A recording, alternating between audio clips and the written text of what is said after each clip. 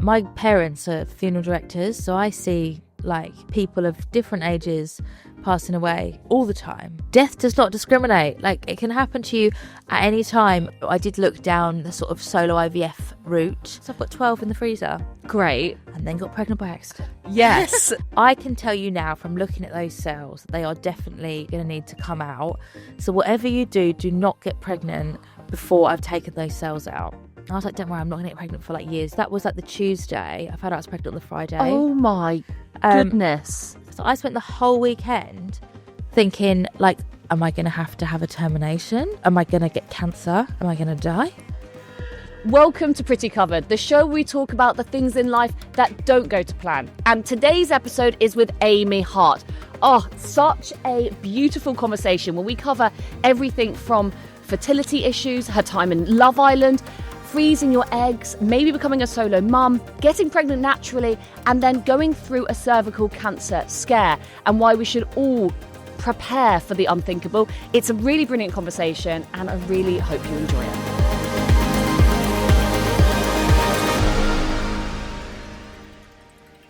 Amy. Hello. Thank you for having me. Oh, it's such a joy to have you on Pretty Covered.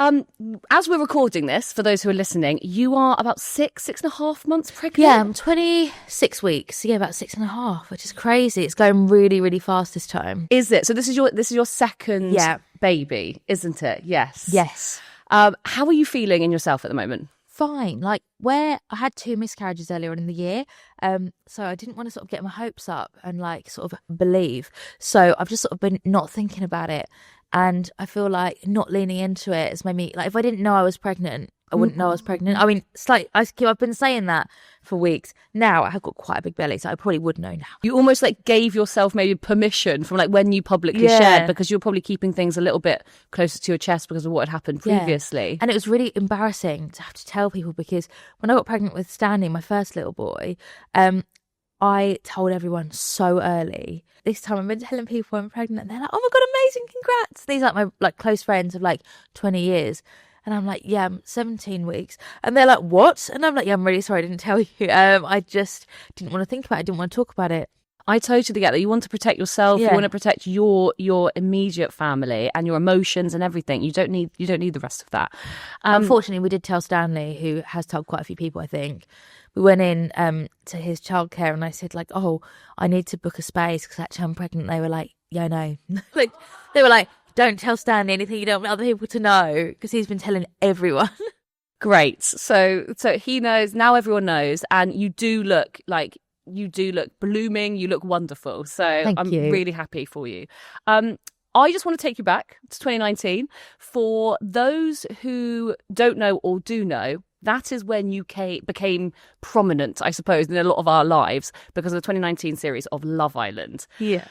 We're now, we're several years on.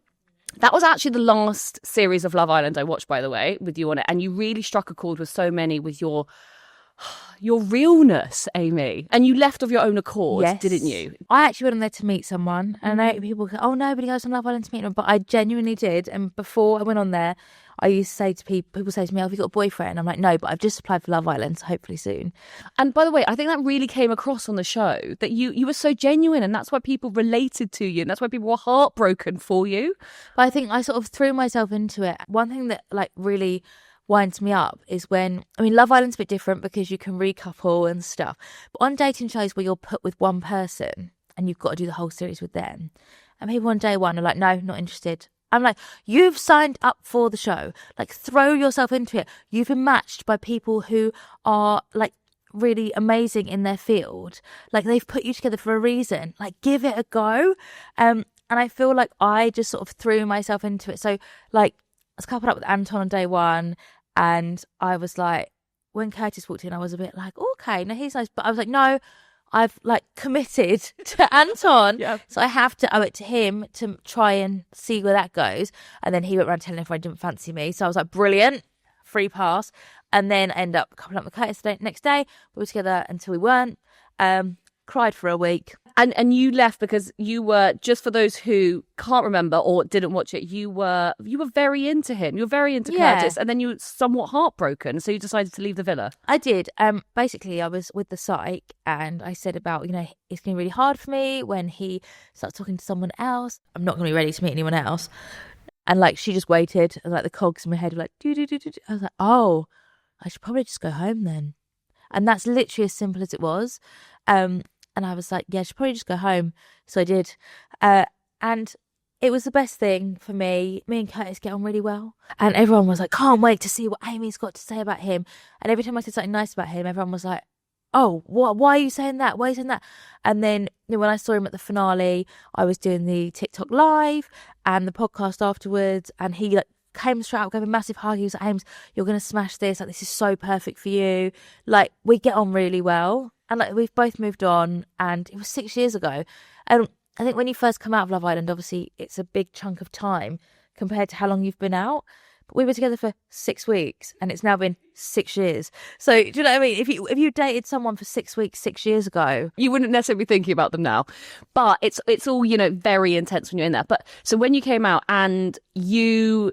Oh, well, I mean, how were you feeling? That must have been quite... I mean, you obviously had a big profile as soon as you came out, but it's very public, and you were possibly on quite a low?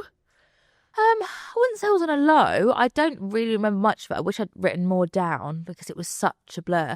I did like 37 interviews in 2 weeks, which was mad. Yeah. And before going into Love Island, you were an air hostess? Yes. So going from big transition, and I sort of, you go in as a normal person. And we pulled up outside at Palmer Airport, and my chaperone said to me, if you don't want to do pictures with anyone, I can just say you're not allowed to. And I was like, what do you mean? And she was like, well, if anyone asks you for a picture. And I was like, oh, well, if they do, we'll cross that bridge when we come to it. And we walked into the airport, and there was like the EasyJet queue and the BA queue, all British people just there on holiday. People were watching it on their iPads in the queue, and it just went mad. And like, when I got back, people were like missing their flights to see me come through arrivals.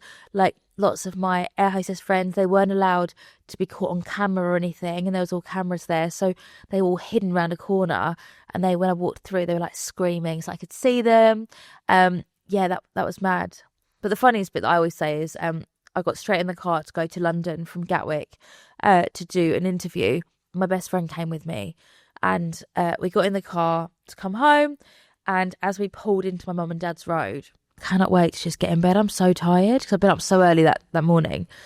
And she went, Pulled up to my mum and dad's house. There were 60 of my friends and family on the driveway in their Team Ames t-shirts, and then nobody would leave. So it got to like 11 o'clock and everyone was still at my mum and dad's house, and I was like, I just really want to, because we were back in London the next day. You emotionally just so drained, and so lovely they were throwing you like a surprise welcome home party, but you're like, I just want my bed. Yeah. Oh my goodness. When you came out then, were you like, ooh, what do I do now? How do I find someone? Like, what was going through your head? And like, in terms of like starting a family, was that on your mind at that time? Not as such when I first came out, because it was so busy, I didn't really have time to think. I knew that I wanted to have children, so I did look down the sort of solo IVF route. Did you? And froze my egg. Okay, and this was like after, because you wanted to check how everything was. I did one of those a few years ago as well, because I was like, I just want to know if I can have them.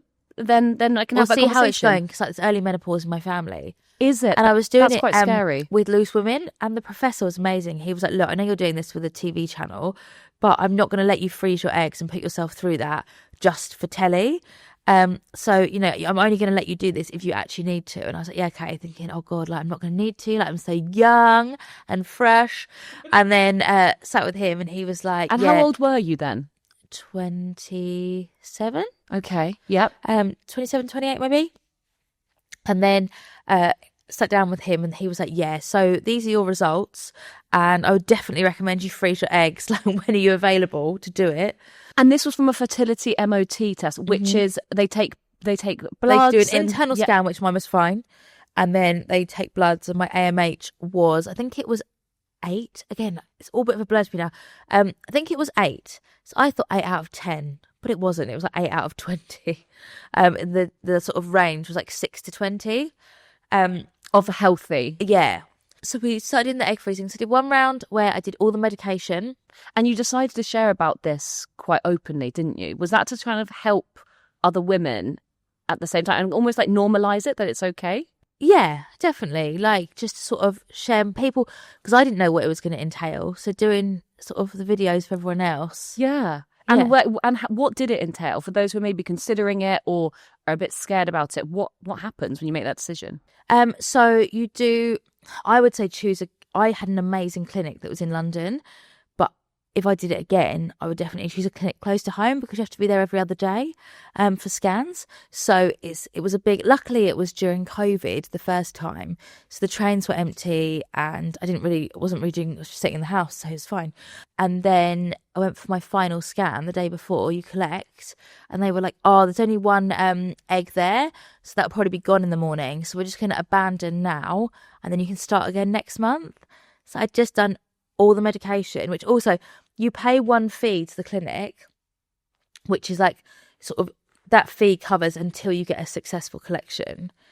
But you have to buy the medication each time. So I spent £1,800 on medication, injected myself every day, twice a day for the second week. Hadn't done my trigger injection, so still had that, but it would have gone out of date by the time I did my next one. Oh, this is so stressful. So at this point, I wasn't drinking alcohol, wasn't drinking fizzy drinks, which I love. Alcohol, not bothered. Fizzy, love. Wasn't eating like processed food. Was trying to eat lots of like oily fish and trying to eat lots of like full fat yogurt and stuff. Although my nutritionist had said to me, and I said this to everyone, she was like, you can help yourself with nutrition. She said, but think there's people that go out partying every weekend that get pregnant. Yeah. So don't stress yourself too much about it. It can happen in very unlikely like situations. So don't stress yourself too much about it all. Went for my first blood test and they were like, yeah, you've still got too much of the hormones in your body. So we'll have to start next month. So I was like, right. So then I had to buy a higher dose of medications. That was 2,200. And then did that round. I got 5 eggs. But it's really annoying. They have to come around and they have to tell you like verbally how many eggs you've got. But because it's like not a full hospital procedure, it's sedation, not anaesthetic. You're in like little cubicles, like a curtain round. So you can hear what everyone else got. So other people are like, we got 19 eggs. And you're like, oh, well done. And then they're like, you got 5. And you're like, oh, great. Through all of this to get 5. Oh my goodness. And you were doing all of this, freezing your eggs, because there was the fear of going through early menopause and you wanted to try and guarantee that you could have children with a partner at a later date, basically. Oh, no. Or to do it on my own. Yeah. Okay. Yeah. But not right then. Yeah. And then the following year, I went back and did one more round, really high medication, and got 7 eggs first round. So I'm done now. I've got 12. Okay. In the freezer. Did all of that to sort of with a view to doing solo IVF when I was like 35. Okay. Yeah. So you were like 27, 28 when 28, you were doing that? yeah. Yeah. So then obviously like 28-year-old eggs are going to be better than 35-year-old eggs. Yes. So understood. Yeah. And that's the great thing about freezing is that, freezes time. So I did all of that. And then I met Sam in between my round where I got 5 and my round where I got 7. And bless him, he did a bit of research. Sam's a researcher. I love it. Is he? So one am of I. those? Yeah. But, he's learnt a lot about women's health.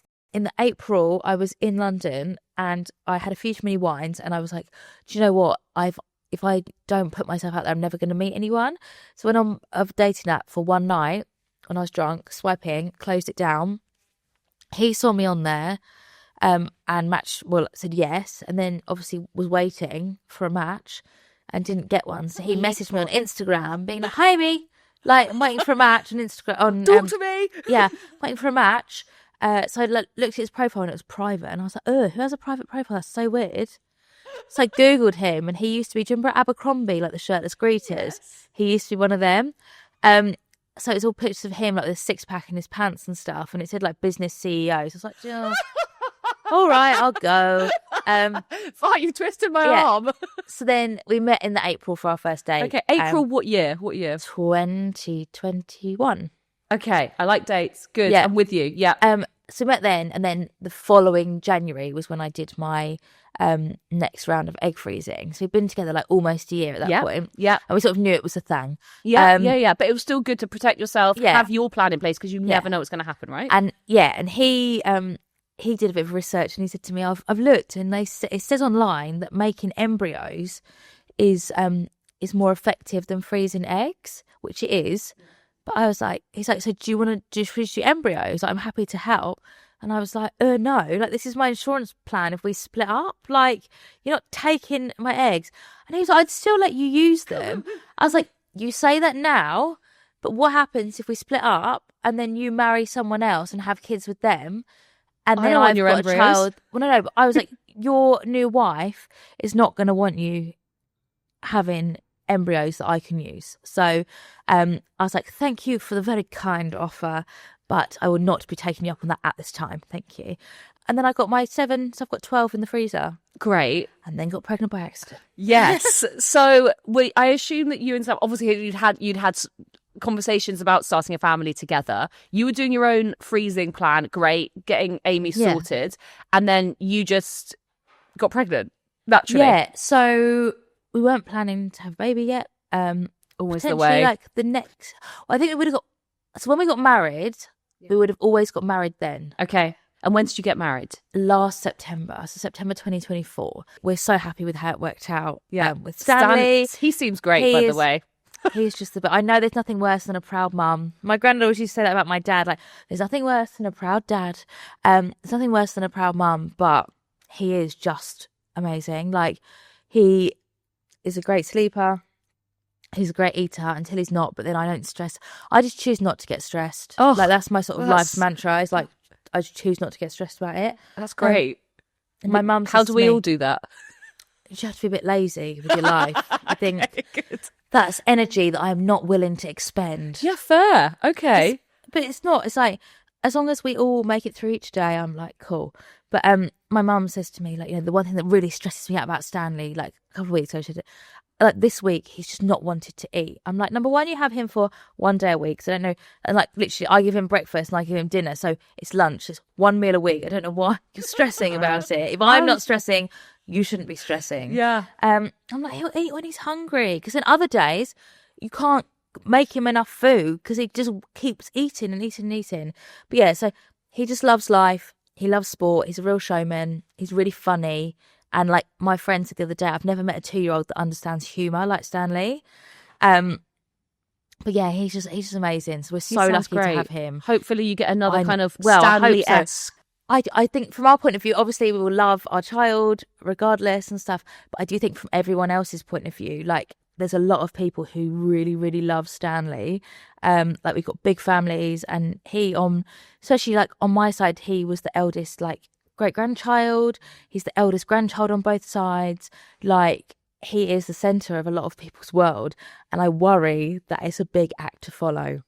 Wow, this baby has got big shoes to fill. And when we're talking about names and stuff, we've got our girl's name. Have you? And our boy's name. We talk about it, and like we've obviously chosen like the traditional pathway with Stanley. In terms of names, I am a big believer in the pathways, the name pathways. Okay, you have like traditional, quirky, modern, last names as first names, American style names. Ooh. And I feel like once you've chosen a path, you have to sort of stick to it. Yeah, because you can't have like William and Zebedee together. Like, can you not though? Because I think I'm the quirky. Well, maybe you can. I don't know. But for me personally, I think once you've chosen, it's like, you know, in multi-story car parks, no reversing. Like it's like that.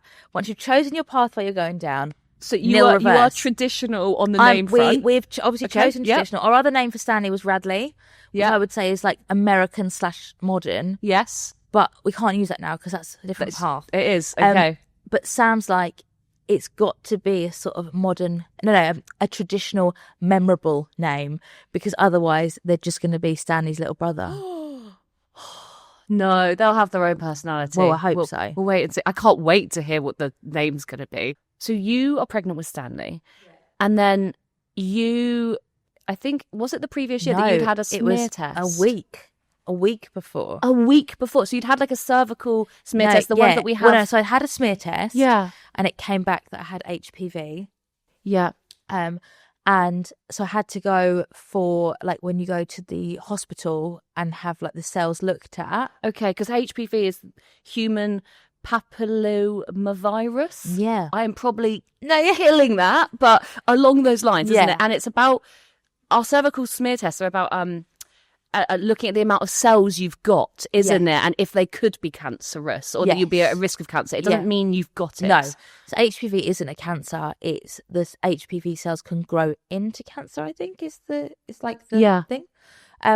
So I went, and a really lovely lady, really lovely doctor, said to me, because we were talking about like, should you want any contraception? I was like, no. I said, I've got low AMH, so I don't want to mess with anything. So I said, we'll probably start trying for children next year, or maybe after we get married or whatever. And then I can't remember why, we were talking loads about kids in that appointment. And she said to me before I left, I can tell you now from looking at those cells that they are definitely going to need to come out. So whatever you do not get pregnant before I've taken those cells out. I was like, don't worry, I'm not going to get pregnant for like years yet. It's fine. She's like, okay. And then so that was like the Tuesday. I found out I was pregnant on the Friday. Oh my goodness. So I found out I was pregnant after after what's it called, like the clinic had closed. So I couldn't call up to speak to her. So I spent the whole weekend thinking, like, am I going to have a termination? Like, am I going to get cancer? Am I going to die? Like I had a whole weekend of thinking that. And like, obviously it was a really happy moment of us finding out we were pregnant.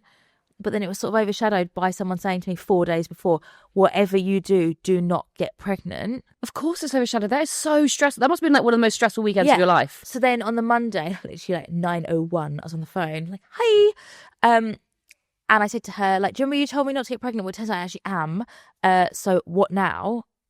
Do I need to, like, because I genuinely thought, like, am I even going to be able to like keep this baby? Like, it's so crazy. You're worried about the health of the baby as well, weren't you? Like, yeah. And then so she's doing it. No, oh my God, you're absolutely fine. Like, we will just monitor you every trimester, and we'll just look, and it's just for any changes. So I went for my monitoring in each trimester, and it was fine. And then I gave birth vaginally, and then I went back like 6 weeks after I had him, and the cells had gone. So I basically pushed them out, which can happen. Pregnancy is a magical thing. Yes, it is. And Stanley was all okay. Stanley was fine. And yeah, I went back and they were gone. So you now have no HPV cells that could turn into cancer? No, so I have no... Well, I was due a smear test and then I found out I was pregnant this time. So... Yeah. Some sort of sign for you, isn't it? So I haven't had that, and you can't have them when you're pregnant. So that's like literally like as soon as I give birth, I need to make sure I'm there. Yeah. Because I'm really hot on my smear test for this reason. And I was literally due, and then I was like, like in the time between when I booked the appointment and going, I found I was pregnant. But we should all be hot on them, shouldn't we? I mean, like, it's so easy to forgo them because they're not the most comfortable things, are they? Mine used to be horrendous because I used to have a tilted cervix, but since having Stanley, I haven't anymore. So like literally I thought it was the doctor that did it. I was like, oh my God, I need to come to you every single time. And she was like, oh no, it's just because your cervix isn't tilted anymore. Because they used to have to basically grab it, pull it, and do the... Oh, I know. But they're worth it. They need to be done. Worth it. If I can get through that, anyone can. And then it's my old ones. They used to be, I've been there for like half an hour, and they'd be like, oh, unfortunately you are bleeding now, so we're not sure whether we can use the samples. You might need to come back. I still had HPV when I had my smear last year, but I didn't have HPV cells. Okay. Yep. So I've still got the virus, but the virus can take like 10 years to go, I think. Yeah. But a lot of people have said to me like, oh, thank you for talking about HPV. Like, I was so embarrassed when I got it. I was like, well, you didn't give it to yourself, did you? Yeah. Like, you get it from someone else. Yeah. So it's not your own fault. No, definitely not. It's nothing to be embarrassed about. And anyone can get it. And there's many different ways, isn't there? But with you having that scare, did things change? Did your mindset change about like how prepared you were for like the worst?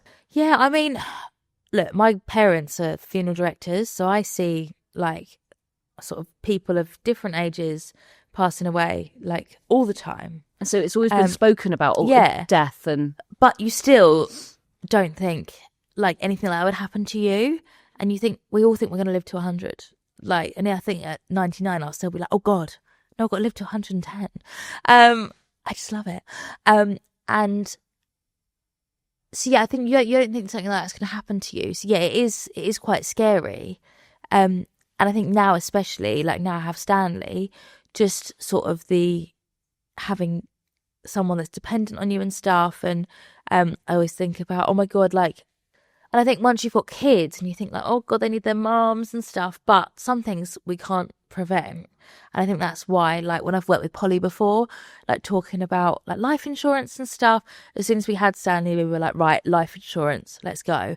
And my husband can't get life insurance because he's got a very mild heart defect, but because it's so rare, there's not enough, research around it. So he can't actually get it. So I had to make sure that I had really, really good life insurance. And you got that once you had Stanley, right? And it was because you had him and you wanted to like provide for him or like make sure that if anything happened to you, like there would be protection for him. Yeah, I think it's a lot of things you don't think about. Like, you know, if something happened to you, I mean, sadly in our family, we did have someone pass away quite young who had young children, and it's things you don't think about. And I think historically people think men earn more money, so you know if the woman dies it's fine. When realistically, like if your wife's just died and you've got young kids, like how long does your sort of compassionate leave last? Like, do you want not very long? Do you want to be going to work? Do you want to, do you want to have to move your kids out of the house that they've been in with their mum? Like, it's so important to have that. It just gives you that like peace of mind then. If anything were to happen to you, you know that your husband and Stanley and the new baby would be kind of looked after. I think people think they're invincible and we all think we're going to live to we're 90. But with my parents doing the job they do, I have seen like there is like death does not discriminate. Like it can happen to you at any time. And if you think, I'm healthy, I eat well, I don't need to sort anything out, like you could cross the road and get hit by a bus. Like none of us know what's around the corner, and that's something that keeps me awake at night. That's the only thing I probably stress about is like I just think today could have been my last day. A really amazing family friend of ours, her alarm was going off in the morning and her husband was like, your alarm's going off, and she didn't wake up. And I think having that peace of mind of the life insurance and like we got it relative. I like to think that I'm very young now. I'm not, but like relatively 33, young. I'm 33. We are very young. Very young. And if you put it off, your premium might be higher, and it's that thing of the premium. It's not like car insurance. You have to renew it every year, and they try and whack your premium straight up and stuff. Once you've sort of got it, it stays the same. Comes out of your bank account. Like try not to even think about it. If it's a couple of coffees that you can't have. Like, it's worth it just to have that peace of mind that if anything did happen, you know that everyone's covered. Totally.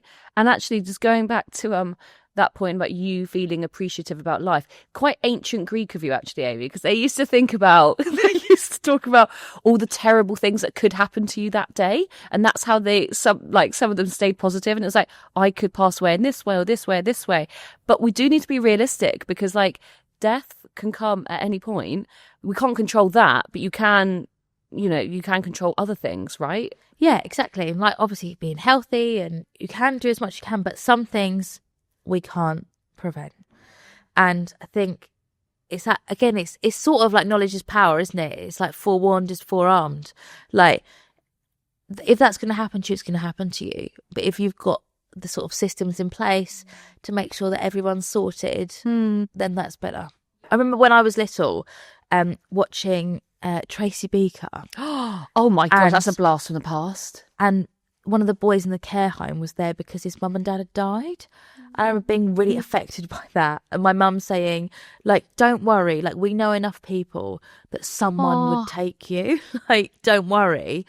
And we've got like such a good like network of people that we know that like someone would go for them, like someone would take the kids.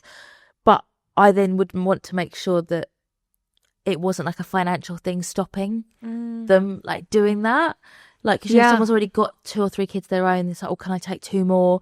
But to have that money there, to be like, look, the money's there. Yeah. Like, you'll never need to pay for anything. Like, can you just give them love? Oh, I know. gosh. But do you think we should all speak about these things more? I mean, Yes. you grew up in... Yeah. I don't want to say I'm desensitized, but more normalised, more right? normalised. Having grown up around my dad's been a funeral director my whole life. He's had his own business for 21 years now. For me, it's quite a normal thing to talk about, whereas other people don't like to talk about it. But I feel like for my friends, a lot of them, if anything does happen in their lives, like related to death, they know they can call me because I know the answers. I've got the answers. Yeah. And they know that I'm going to be fine talking about it. Whereas other people are like, oh God, like friends that I know whose like husbands have died and stuff. People cross the road to not talk to them because people don't know what to say. Yeah, and so they'd rather not say anything. But then that makes that person feel isolated and alone. I'm quite terrified of death. Like, it is like of immediate family, but we all have to face it. Yeah. And so we should all discuss it more to then be able to cope better when the time comes. The way I always think about it is I won't know about it. Like, it's not for me to worry about because it won't be me dealing with it, like, which I know is a really selfish thing to think. But someone I know he like literally like woke up in the morning, didn't feel very well, and like died like that at lunchtime. And he literally like woke up in the morning fine, and then didn't feel very well and died at lunchtime. And he was due to go out for dinner that night. And I said to my mum, like, oh my God, I can't believe, like, he was literally like, thought he was, when he woke up this morning, he thought he was going out for dinner tonight. Like, and now he's dead. And mum was like, yeah. And he doesn't know about that. Like, you've got to think about like his wife who woke up this morning married and has gone to bed tonight. Yeah. And her husband's died. Yeah. Like, it's sort of, so I'm not scared of death. Yeah. Because I'm not going to know about it. Yeah. Hopefully. I'm scared of a long and painful one because I never thought Aren't about we that. all? Yeah. Yeah. All quite heavy, isn't it? When you were getting pregnant for the after Stanley, you said that you went through a couple of miscarriages. Yeah. How did you deal with that? Well, so the first one was like literally like the first month that we tried. So we both just burst out laughing when we found out we were pregnant. And then like 5 days later had a miscarriage. But it was 3 days before Christmas. So we were on the Polar Express. What's the Polar Express as it's such? a Christmas train. A real train? Yeah, real train. Okay. Santa comes through. Got you. I'm with hot you. chocolate and cookies. It's amazing. Understood. Not where you want to be. Well, no, but straight after. When you've got a 2-year-old, well, he wasn't 2 at the time, he was 1. But when you've got a little boy who loves Christmas, like, you can't not go. I had all the tickets. I'd booked it for everyone. There was like 18 of us that went. So I had to go. And then we went straight into Christmas. And again, I can't just be like, and I mean, some people, it's their only choice is to like lie in bed and be really sad. And I understand that because it is a really traumatic thing to go through. But for me, I'm a bit of a, come on, got to get through this. Yeah. And maybe I would do better if I did have a bit of time just to be sad. But it was Christmas, so what am I going to do? Not go to my mum's on Christmas Day? Like, no. And then we got pregnant again. We found out, and we were like on the video, we're like, woohoo! And then we went for a scan, and they were like, oh, there's are you sure these are your dates? And I was like, yes. They're like, because you're measuring 5 weeks, not 7 weeks. And I was like, oh, okay. So then we had to wait 2 weeks to go back for another scan. And there'd been a tiny bit of growth. So we had to wait a week to go for another scan. So it just kept going on and on and on. But then when we found out that, straight into Easter. Oh, so again, so then it's you, my you brother's, lost that baby just before Easter. It's my brother's 30th. So he had a massive fancy dress party. And I wasn't drinking because obviously everything was going on. So everyone's going, oh, she's not drinking. She's not drinking. And I was like, and I didn't want to tell anyone, obviously. But everyone's like, oh, won't say anything, obviously, 'cause she's not drinking. Like, because it's a big giveaway for me. And then, so we went through that, and I had to have the operation for that one. Literally, my app is like, coil out, 1 cycle, pregnancy and recovery, 1 cycle, pregnancy and recovery, 1 cycle, pregnancy. So it's been a full on year. Yeah. It was really traumatic at the time. And I think the worst bit for me was the hormone crash. And like when I had like the operation and stuff, they said to me, you know, you might have cramping, bleeding, pain. Nobody said about the hormone crash, and that was literally I was like sweeping up outside because I'd let Sandy have like rice in a sensory table outside. I don't know why. And I was sweeping up and I was crying, and Sam was like, "You okay? What are you crying at?" I was like, "Nothing." I was like, "I'm just crying." And then I'd be watching like TikToks and stuff. He's like, "You okay?" I'm like, "Just crying watching TikTok." And I literally just couldn't stop crying all the time. But I wasn't crying because I was sad, even though I was sad. But it wasn't like crying out of sadness, but crying out of like, I just like couldn't stop it. It was really strange. It was all the hormones. And often if people don't know you've actually been pregnant, because the often miscarriages obviously happen very early in pregnancy, then when you're going back to work and things, people don't realise why you're so off. And I do think, I don't know what the answer is, but to women going through pregnancies and miscarriages and maybe trying for babies on their own through IVF, it's, we need to normalise it more and be kinder, don't we? Yeah, I mean, it's really hard. Like, the reason I didn't tell a lot of people this time was because for the last 2 times, I've told everyone, like, day one. Thing is, me and my friends are all very open with each other, so, like, they know when my period's due. They're like, "Has your period come yet?" Like, no. So I tell everyone like day one, but then I've then had to tell them all again, like, "Oh, like, really sorry, like, I'm not pregnant anymore," and stuff. So that's why I didn't tell people for ages this time. But then you think, actually, it was quite good having my friends there to sort of support me when it did happen. So it's a real catch-22. It is. Can I just ask you? You obviously you met Sam, which is amazing, and you got pregnant naturally. But you were preparing to go through becoming a single mum, essentially. And for any of the women listening who are maybe single at the moment, recently broken up, in their kind of mid-30s, and they want to explore that, or they're going to, what would you say to them? You can meet the love of your life at any age, but unfortunately, to have babies, it's a compact window. So if it's definitely something you want, like, go and look down that road, because you don't want to get to sort of like later in life and think, "I wish I'd done that." When I said I was going on Loose Women to talk about freezing my eggs, a lady that I know, we were at a party and I said, "I've got to go because I've got to be up early tomorrow because I'm on Loose Women to talk about egg freezing and stuff." She grabbed my hands and she was like, "You make sure you do that," because I didn't. And I went to my doctor when I was 40 and said I wanted to freeze my eggs, and he was like, "Well, you should probably just give up your career and just go and have a baby now." She's like, "So please, like, for me, like, go and do it." Oh, gosh, that's quite emotional. Sorry, that's got me a bit. I'm like, it's unfortunately time can be against us, can't it? Yeah. And you never know when that time's going to be and stuff. So, you know, knowledge is power. Fertility MOTs are amazing. And like doing the solo IVF and the egg freezing and stuff. But I mean, it's not for everyone. And I think there's an amazing woman called the Stork and I, who's like a solo mum, and she's got like a really good like sort of online community, and she runs sort of workshops, and she does a course where before, so like all the things that you wouldn't think about being a solo mum, about like finances and how you make this work and how you make that work and stuff. But yeah, my mum always said to me, "I'd rather you had a baby on your own than missed out on having one," because obviously having me was the best thing ever. So yeah. So it's about leaving your options open and like almost like it's for your future self, isn't it? Yeah. And even like the egg freezing, like I always joke and say how I spent 15 grand on egg freezing, then got pregnant naturally by accident. I mean, I can't imagine not being pregnant again after this, but I love being pregnant and I love the newborn stage. Do you? Yeah. That's really nice to hear, because often people that's not people's experience. Maybe I just tell myself I enjoy it. But I really love it. And so like my nan's mum had 10 kids, and I'm like, oh my God, I'm so jealous. I'm so jealous that it's socially unacceptable to have 10 kids now.